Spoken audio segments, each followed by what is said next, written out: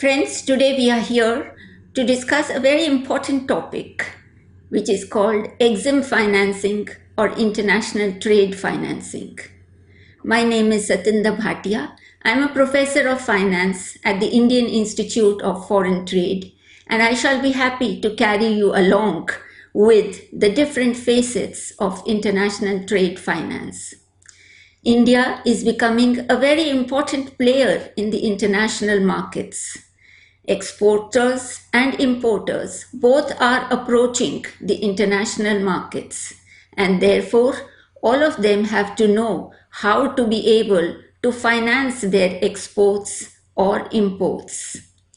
The Indian government has set up a very vast trade finance infrastructure, and so have the multilateral institutions. Today, we are going to learn about the role of the government institutions, the private institutions, as well as the multilateral institutions in the provision of trade credit for the purpose of boosting exports from India. Let us now begin this journey. So, EXIM finance or international trade finance, really, what does it mean? How is it different from the normal bank financing? Maybe for SMEs, the entire business loans, as we call it. Large firms also take. So, this terminology, trade finance, what are its special characteristics? Who or which institutions are disbursing this credit? The digital innovations, are they changing the face of trade finance? And what exactly is the role of banks and other institutions in the provision of trade finance? Let us first come to the meaning of trade finance. Trade finance, friends, is financing just one particular trade transaction. It is not financing the entire business. It is not even financing an entire project, though there may be projects that are taken up for the purpose of exports. Only those we will say come under trade transaction. So since it is not a business loan, the lenders are not interested in seeing your balance sheet, in seeing what your assets are or what your liabilities are, because assets and liabilities are of the business. But we are not asking for a business loan. We are asking for a particular transaction loan. So obviously, the lenders are interested in knowing the strength of this transaction.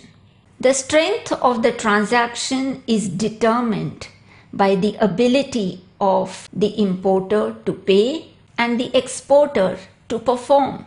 Now, how does one assess the ability of the importer to pay? I am sure in many other courses you have come across certain trade finance instruments. The most important are the letters of credit. I am sure you have heard of them because, at least as far as India or even developing countries are concerned, letters of credit form the backbone of trade credit. Nearly 50% of bank intermediated finance is routed through the letter of credit. So, as you have studied in other courses, a letter of credit simply is a statement by the importer's banker to the exporter's banker that once they receive the documents concerning the shipment of exports, along with all other documents like certificates of origin, packing list, which gives the description of the goods, the moment they get those documents and they verify that those documents are in order, the banker will release the payment to the exporter's banker. This is a very high surety to the exporter, because now no more does he have to depend upon the word of the importer.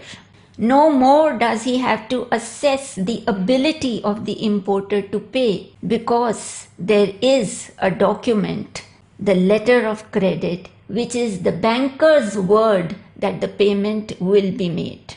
In fact, based on this letter of credit which the exporter has received from the importer's banker, the exporter can approach any commercial bank in India or maybe even outside India to get what we say pre-shipment credit and post-shipment credit.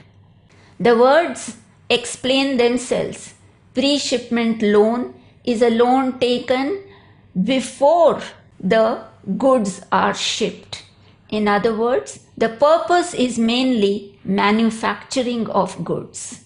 The exporter may have to purchase some raw materials, hire some space. All that requires money, and pre-shipment credit is mainly for that.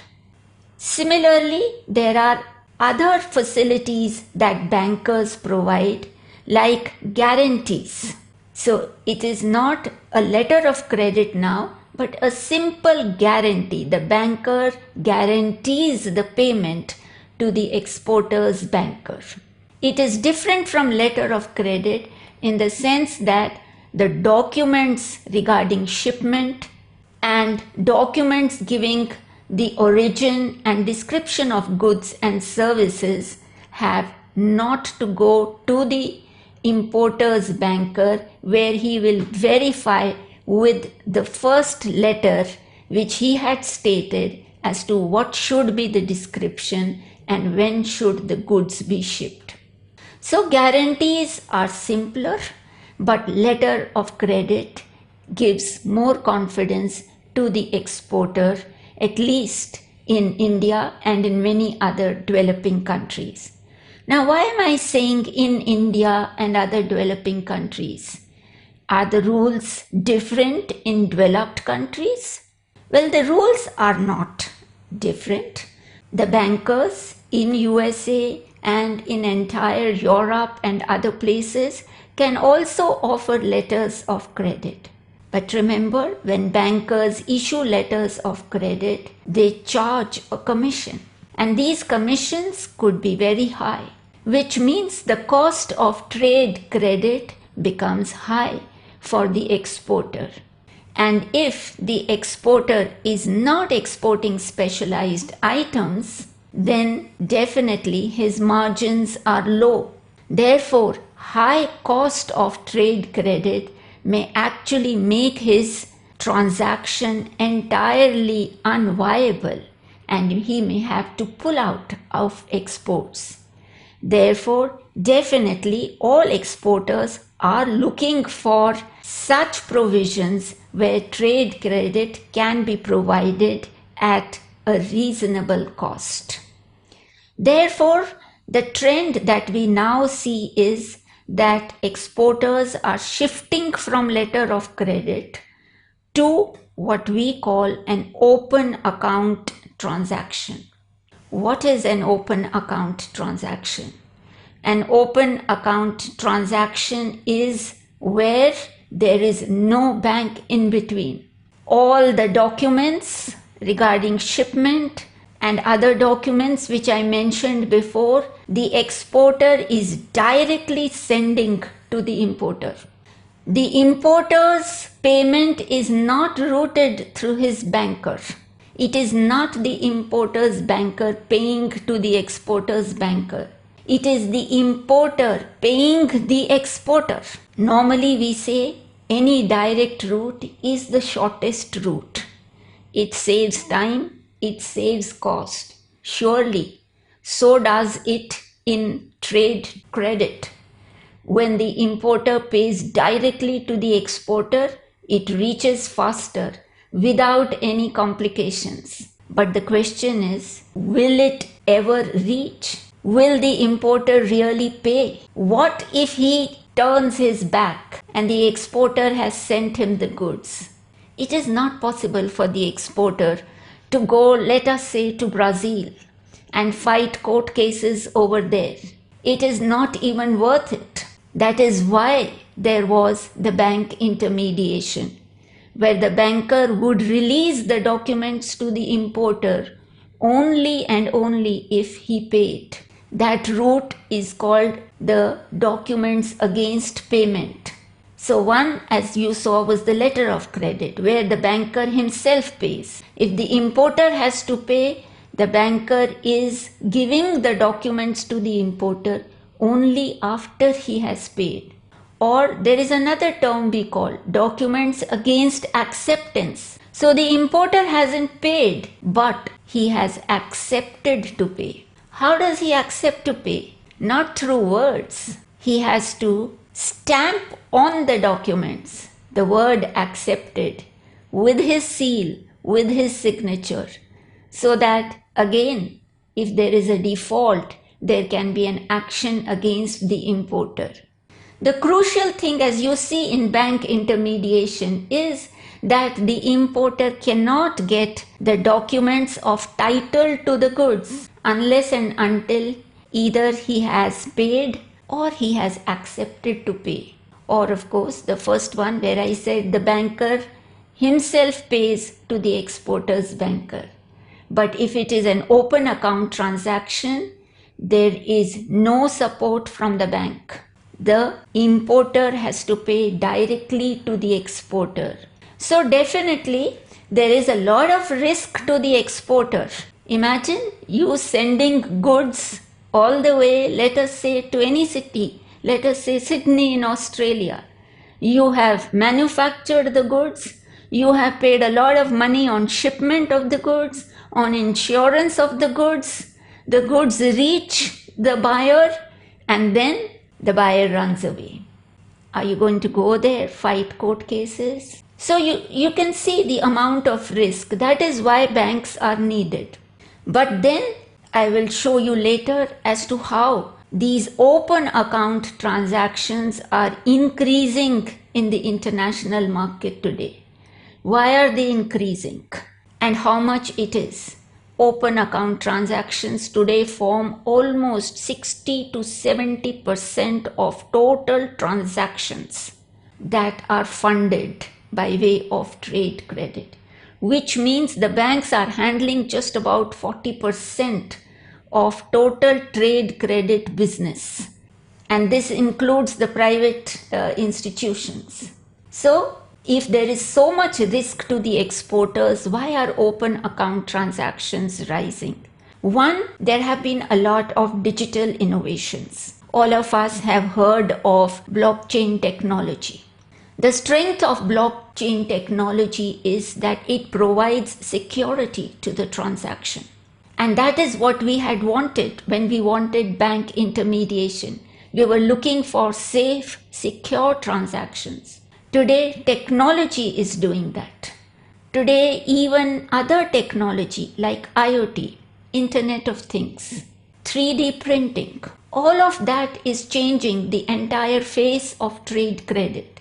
Many material that had to go to different places now doesn't have to. The importer can just print the raw material that he would otherwise have imported. Internet of Things, it is helping you trace your goods. You don't perhaps need as much insurance now because minute to minute your computers are linked to the ship.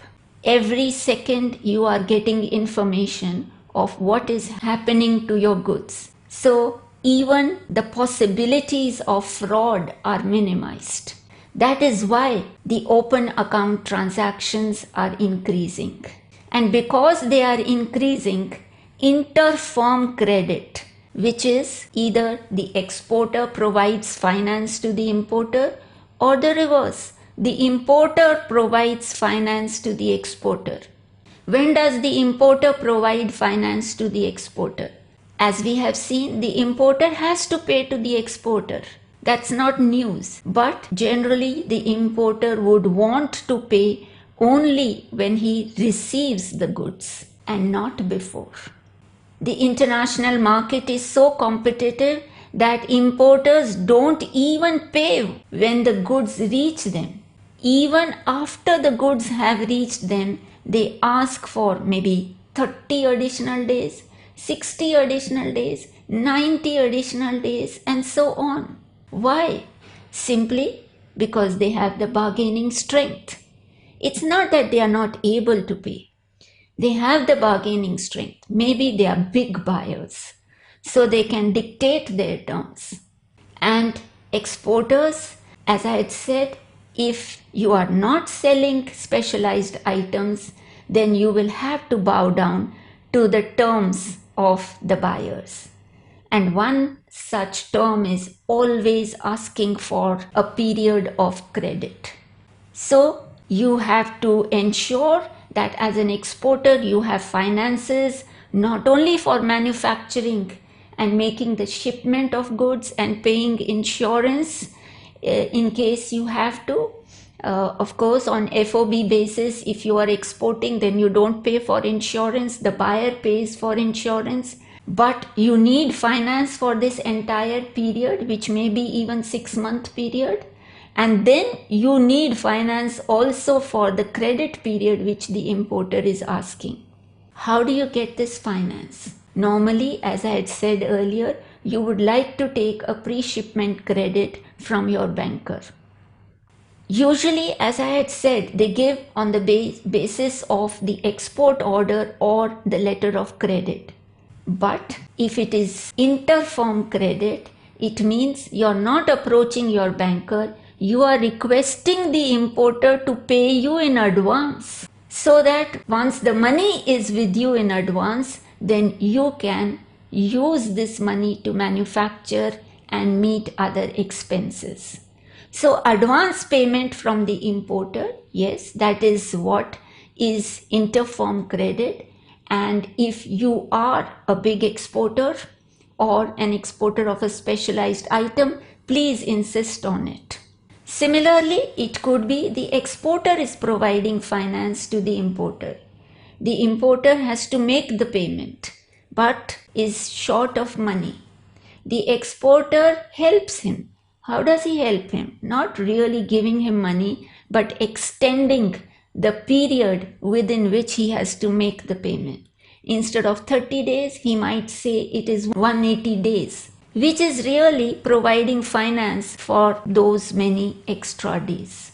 So, in short, I just want to say that while bank credit is extremely important for us, the developing countries, with extra use of technology, with more intensive use of technology, and of course, if the importer is a party with whom you've had very long relationship, then you must explore open account transaction and must explore inter-firm credit. But coming back to institutional credit, again, as I said, banks are important, and pre-shipment credit from banks will be available definitely in as a rupee loan.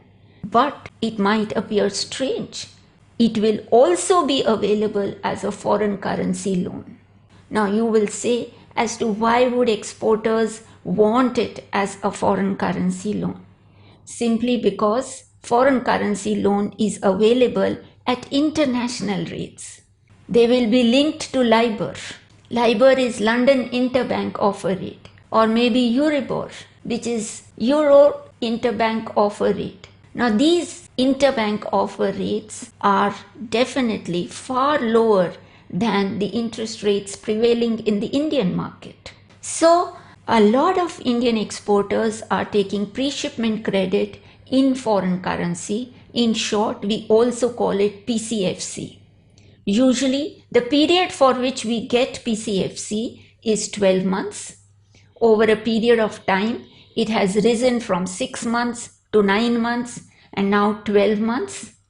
During March of 2020, due to COVID situations, the RBI increased this period to 15 months for all exports that would take place until 31st July 2020. This was because RBI understood that exporters are going through lean times and therefore it might be difficult for them to complete all their activities within scheduled time. But of course, exports that take place after 31st July, PCFC and also post-shipment credit. As I told you that although the exporters have shipped their goods, they might still require finance because they need finances for that extra trade credit period which they have given to the importers. Similarly, in India, we have specialized banks like Exim Bank of India. Exim Bank of India also provides pre-shipment and post-shipment credit both in rupees and foreign currency, but their main focus is on lines of credit. Lines of credit are credit given for a period like 3 years or 4 years to overseas countries, and they are told that during this 3 or 4 period, up to a defined limit, they can buy anything from India. So Exim Bank pays to the exporters. Exporters do not have to wait to be paid by the importers or the governments of the importing countries, and they get a trade credit period from Exim Bank of India. But the exporters do not have to wait. So this is a very big facility. And in interfirm credit, today everybody is talking about supply chain finance. So very quickly I will say that supply chain finance is also getting credit from the concerned party, but it could also be through a bank. And nowadays banks are also playing a very important role in the provision of supply chain finance. Basically, it relates to post-shipment credit when the exporter has already got bills in his hand, receivables in his hand. So remember I said that the importer asks for a credit period, but if the exporter wants money quickly, what does he do? He has the bills, he can discount these bills with his banker. So that's called discounting of bills. All right. Of course, the banker will charge some discount fees, and therefore the exporter will get the full value of receivable minus the commission which the banker charges. But the banker decides what is the commission depending upon the credit worthiness of the exporter. Now sometimes exporters are very small, SME sector as we say. So then commissions payable by them will be large. However, if they have buyers who have very high credit worthiness, then based on the credit worthiness of the buyer, they discount the bills of exchange. So once their buyers have accepted their bills of exchange, that means the buyer has accepted to pay, and then the buyer is a very wealthy party. So based on the credit worthiness of the buyer, the bills will be discounted either by an Indian institution or by an international institution. So this changes the game altogether, because the exporter is not now having to incur high cost of trade credit because he is small. Because his buyer is big, he is able to get trade credit at low rates of interest. That is what supply chain finance is. Getting trade credit, in other words, discounting of accepted bills of exchange, looking into the credit worthiness of the buyer. We will go on with the bank finance, which also provides finance to the importers. All right. So the overseas banks can provide finance to the Indian importers, and similarly, Indian banks can provide finance to the importers overseas. All right. We call it buyer's credit. So a lot of our importers ask for buyer's credit from the institutions overseas. And again, as I said, institution overseas are preferred because you get foreign currency linked trade credit.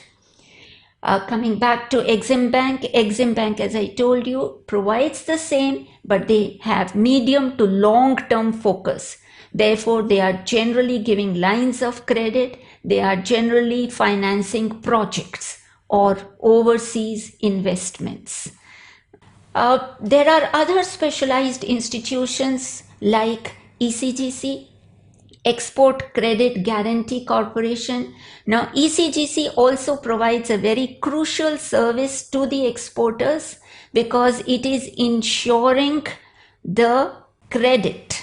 So generally you insure goods, you insure so many other things like motor cars, but here we are insuring credit. Export credit insurance. So they are providing this very vital facility to the exporter, the credit insurance. In other words, that the importer will be able to make the payment. So you are buying this insurance from ECGC, and therefore definitely as an exporter you are at ease. There are also foreign credit agencies which are operating in India. For example, the COFACE. COFACE is the Export Credit Insurance Agency from France, and it is also doing good business. The exporters, as I said, if they are not using letter of credit, then and they are going in for open account transaction particularly, then credit insurance becomes very, very vital. So earlier I had said open account transactions are increasing because of improvements in digital technology. But the second reason why open account transactions are rising, because export credit agencies are getting set up and they are expanding their reach. In other words, offering credit insurance in a much diversified way, and the volumes are rising. So letter of credit, post-shipment credit, bill discounting, next guarantees from the banks. But today you will see that there is also something called factoring. Factoring is also bill discounting, but it could be even more wide. Now, what does that mean?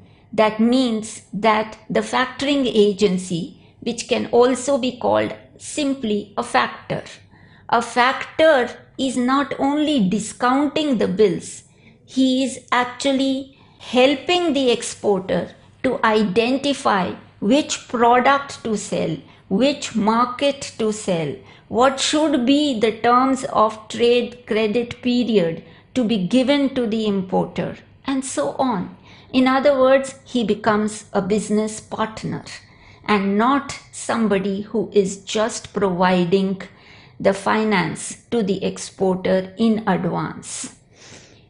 Definitely, since he's giving all this service to the exporter, the charges are going to be even higher. But there are a lot of exporters who actually find it worthwhile to use factoring services because, as I said, if you are a new time exporter or you're exploring a new market, or even if it is an established product and an established market, you never know when there can be problems. Therefore, if you have somebody who is guiding you all the time, especially when you go to lesser known countries, or I should say countries with a lesser developed trade infrastructure, then definitely that helps. But crucial thing is the factor has already given the money in advance on the bills. That means he has discounted the bills and he will wait to be paid by the importer at the end or at the maturity of the transaction. What if the importer does not pay at that time? Who bears this loss? Is it the factor? Or can the factor come back to the exporter and ask for his money back? So we say both kind of facilities are available even in India. So right in the beginning, when they form a contract with the factor, the exporter has to specify whether he would like it to be a contract with recourse to the exporter, or does he want the contract without recourse to the exporter. What does that mean? That means if the importer does not pay, does the exporter have a right to come back to the exporter? So that is what we say with recourse. If he does not have a right to come back to the exporter, we say it is without recourse. In other words, a without recourse transaction means the factor has to take the risk. A with recourse transaction means the exporter has to be ultimately responsible for the transaction. I don't think it requires any guessing. A without recourse transaction definitely will be much more expensive as compared to a with recourse transaction. But the benefit of without recourse to the exporter is the exporter has got his money and can have a very nice sleep after that, because even though there may be problems at the importer's end, he doesn't have to worry. The loss will be borne only by the factor. So that is why factoring is a very crucial way of provision of trade credit in many countries, even in China. In India, it is growing very steadily, and definitely as you exporters are exploring new markets, definitely we will see this factoring services grow even faster. As I said, both banks and non-banks are into this. So we have, like State Bank of India has set up its subsidiary. It is called SBI Factors. So the subsidiary is just providing factoring services. Now I had mentioned specialized bank like Exim Bank. Does Exim Bank provide factoring services? Well, I would say almost like a factoring service. Why almost? Because I had said that Exim Bank is dealing in long-term projects, medium-term projects, all right, which means anything from over 1 year to maybe even 10 years. You know, when big projects are taken overseas, maybe construction of an airport in another country, construction of a railway line in another country, and so on. That requires a lot of time. So receivables for those contracts, which will be raised gradually over the 3-year time period, is what the Exim Bank discounts. But the Exim Bank is very clear. It will not have a recourse to the exporter. And that is good news for the exporter. So this, where they do not have a recourse to the exporter and the transaction is a long-term transaction, is what we call forfeiting. So forfeiting is definitely without recourse to the exporter. Factoring may involve recourse to the exporter or may not involve, depending upon what are the terms of the contract.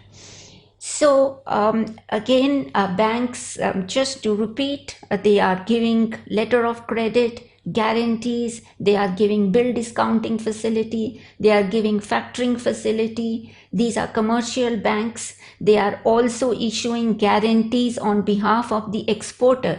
You know, just like the exporter is afraid that the importer will not pay, the importer is afraid. Supposing he has given you advance money and then you run away and do not sell the goods, do not deliver the goods. So he also wants a performance guarantee. So banks are also giving performance guarantee on behalf of the exporters, because they have to show this to the importers. These are various facilities that are given by commercial banks.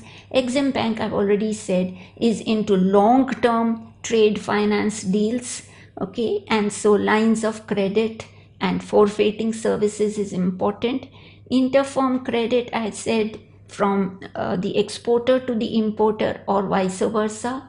And nowadays, as far as banks are concerned, even supply chain finance, where just the accepted bills are put up on the supply chain platforms, and any banker can quote his rate as to what will be the discount that he will charge the exporter. This has become therefore very competitive. Any exporter with accepted bills of exchange just posts the bill on the platform. The other bankers take a look at the transaction and they quote a rate. This is what we said, the supply chain finance. The other service, as I said, by the banks is that they are collecting documents on behalf of the exporter and passing on to the importer, either against payment or either against acceptance. So what do we see therefore in Exim Finance? Very safe, very secure transaction as opposed to a business loan. Why? We have said, when you take a business loan, maybe your business doesn't do well and therefore you have a problem returning the loan, and therefore there is a lot of risk to the lender. But in Exim Finance or trade finance, it is not so. Why? Either it is backed by letter of credit, which is a banker's word, and it may also be a confirmed letter of credit, especially when maybe the banker's credit worthiness in your eyes is not very high. Then you tell the importer's banker that it has to be further confirmed by another banker.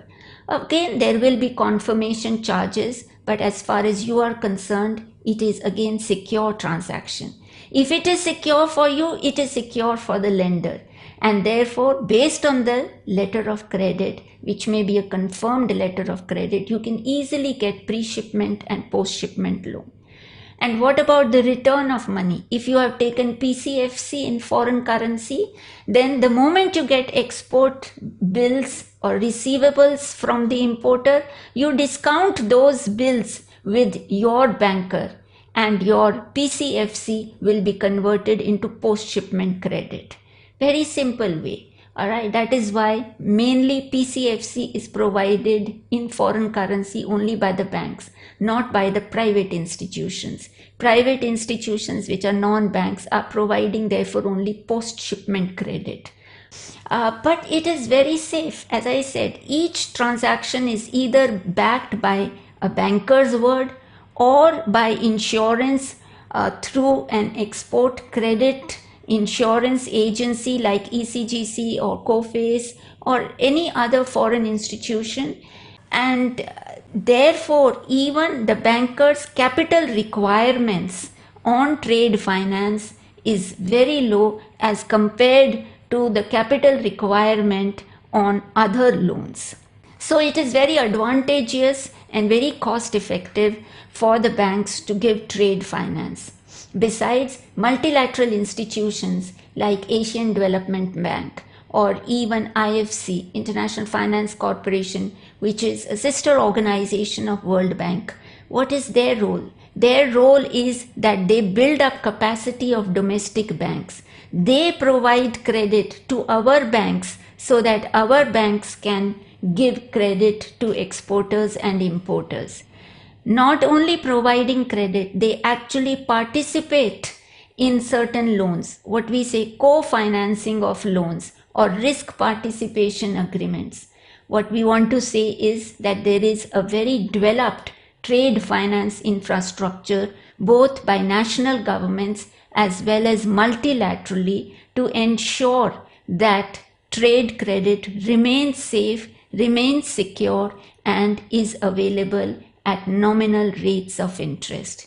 Therefore, I definitely am sure that you are going to find it easy to obtain credit and explore new markets as you are able to manage your financial, your commercial, your political risks also through institutions like ECGC. Trade finance has been a very important topic, as you saw today. Many people think that there are a few complications as far as providing credit is concerned. But today we have seen the complications can all be erased. Credit is available, first of all, because there is a doubt in the minds of exporters whether easy credit is available. Today we have seen that there is a vast institutional framework to provide credit. Not only easy credit, but credit at international rates and backed by the insurance agencies, the specialized export credit agencies, as well as the Exim Bank of India, which has come forward. Surely, with all these facilities, along with the inter-firm trade credit, which we have seen is also a very important part, all of this will help surely to boost India's exports.